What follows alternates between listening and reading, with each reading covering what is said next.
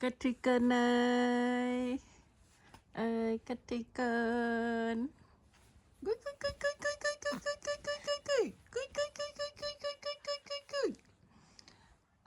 ថ្ងៃនេះ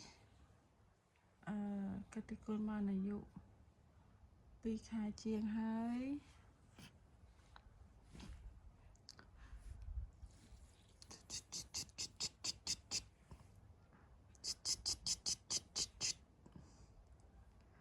កតិគុណ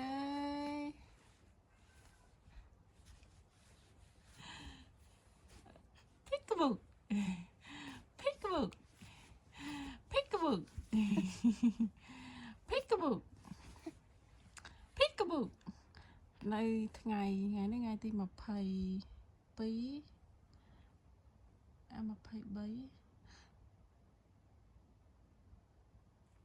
ថ្ងៃទី26ទៅចាក់វ៉ាក់សាំងអាយុ3 ខែជិត3 ខែ 2 ខែកន្លះ Bless you ថ្ងៃទី26នៅ3 ថ្ងៃទៀត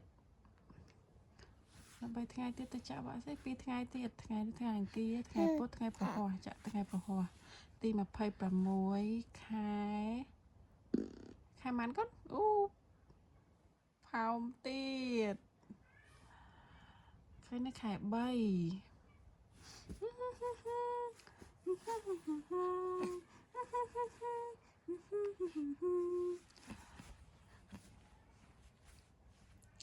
កតិគុណមានសុខភាពល្អ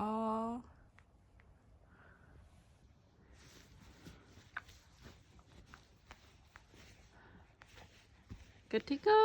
ណ